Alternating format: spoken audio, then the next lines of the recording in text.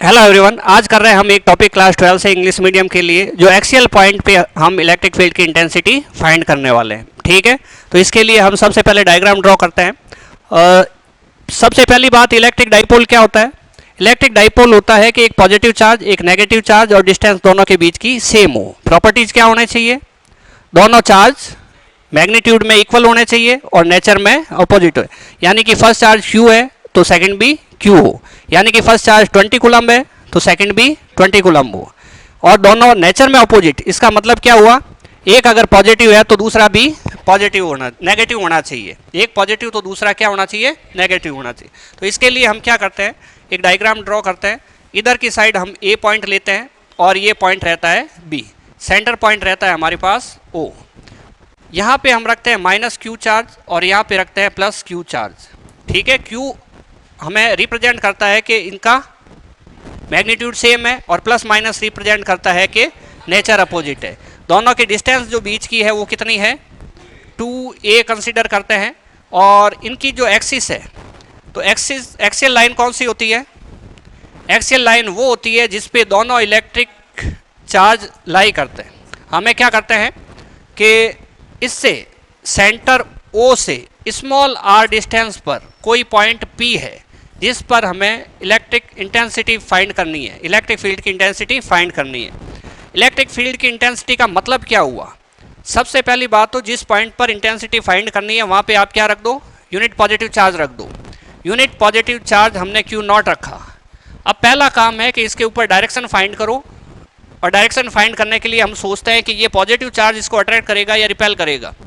तो ये जो चार्ज है, यूनिट चार्ज ऑलवेज पॉजिटिव होता है, ऑलवेज पॉजिटिव होता है, कभी नेगेटिव नहीं होता है। सही है, तो ये पॉजिटिव चार्ज इसको, पॉजिटिव चार्ज को क्या करेगा? Like charges repel each other, तो ये इधर की साइड रिपेल करेगा। तो ये हमने बना दिया E, किसके? B के कारण। कहाँ पे सिचुएटेड है? B है। ठीक है, वेक्टर क्वांटिटी है, वेक्टर लगा दिया। अब Q0 जो है वो क्या काम करेगा? A से माइनस चार्ज से अट्रैक्ट होगा। अगर अट्रैक्ट होगा तो इधर आएगा, अगर ये इधर आएगा तो ये आ गया EA। ठीक है, ये हमने देखो एरो छोटा बनाया है, इसका रीजन है कि चार्ज डिस्टेंस ज़्यादा है, डिस्टेंस ज़्यादा होने से F inversely proportional to R square, distance ज़्यादा होने से इंटेंसिटी कम होएगी। इंटेंसिटी कम होएगी तो एरो छोटा आएगा। दोनों का रिजल्टेंट हम निकालते हैं इस पॉइंट P पर। EP इक्वल्स टू जो बड़ा है EB माइनस जो छोटा है EA। ठीक है, मैग्नीट्यूड डायरेक्शन देखें तो उधर की साइड होगी, EB बड़ा है तो B की साइड में डायरेक्शन होगी EP की। ठीक है, EP लिख दिया हमने। अभी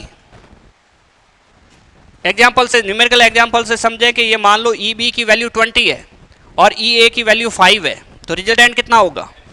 और डायरेक्शन क्या होगी? डायरेक्शन होगी एट पॉइंट P पर, किधर की साइड? A to B। वहां कैसे बताएंगे इधर और उधर? हम बोलेंगे पॉइंट P पर डायरेक्शन जो है वो A टू B है। A टू B की जो डायरेक्शन है वही है किधर? P पे। हमने B टू A नहीं बोला है। ठीक है, ओके। हम काम करते हैं EP equal to EB minus EA।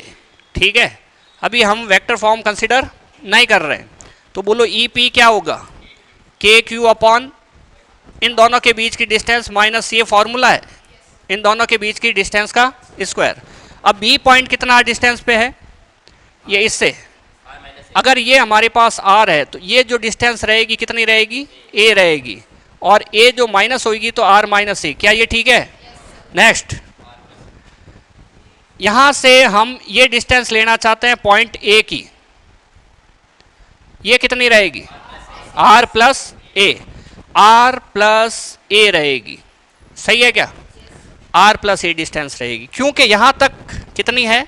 R है, उसमें हमने ये आगे वाली यहां से यहां तक भी देखो A होगी, क्योंकि जब पूरी 2A है तो यहां से यहां तक A होगी। ठीक है, तो हम बोलो यहां क्या लिखे B के लिए? B पॉइंट कहां पर है? R प्लस A या R minus A? R minus A। यहां पे क्या लिखें? R plus A। ओके, तो EP बोलो, KQ कॉमन ले लो, 1 अपॉन माइनस प्लस A का होल स्क्वायर। नेक्स्ट बोलो EP equal to KQ, LCM बोलो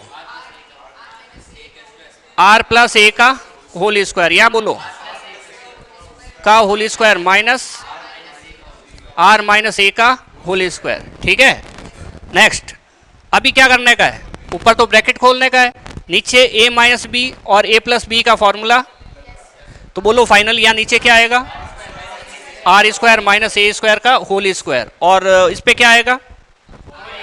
ठीक है, तो चलो देखते हैं। तो E P K Q bar था, आर स्क्वायर नहीं, के क्यू बार था,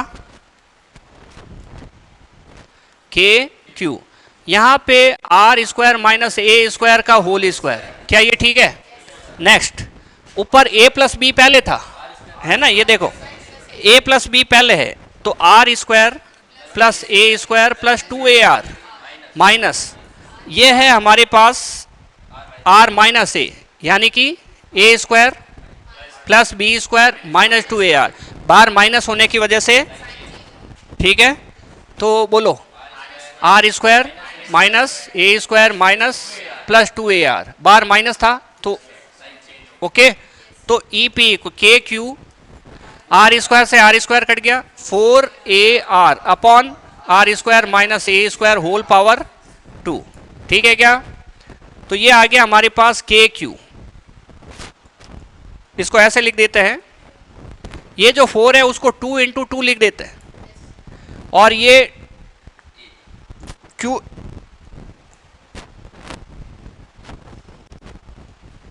बोलो Q इंटू 2a, सही है, और R चेक करो सारी चीजें आ गई, K की जगह K आ गया, Q की जगह Q आ गया, A की जगह A आ गया, R आ गया, बचा कौन 4, जिसको हमने क्या किया 2 इंटू 2 कर लिया, और अपॉन में बोलो minus A square whole, Q into 2a क्या बन जाएगा, P बन जाएगा, तो 2kpr upon R square minus A square whole power 2, E P equal to. ठीक है, ये बात हो गई। अभी हमें क्या करना है, R much greater than A करो, if R much greater than A हो तो क्या होगा, हमारे पास आए R square minus A square whole square, approx क्या हो जाएगा आर स्क्वायर की पावर होल स्क्वायर, ये क्या हो जाएगा आर की पावर 4। तो हम इस फॉर्मूले में अप्लाई करेंगे इसको, तो बोलो यहां क्या लिखा हुआ था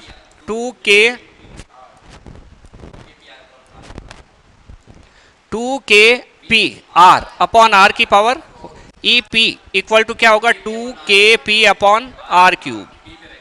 ठीक है, और वेक्टर फॉर्म में लिखे तो E P equal to 2k upon R cube, तो है ये वेक्टर क्वांटिटीज कौन कौन सी है, एक तो ई है और एक पी है। ठीक है, वेक्टर फॉर्म में पी इक्वल टू क्या है q इंटू 2a, ये है हमारे पास इलेक्ट्रिक डाइपोल मोमेंट, यूनिट होती है कूलम इंटू मीटर, और डायमेंशन होती है m0 l1 a1 t1।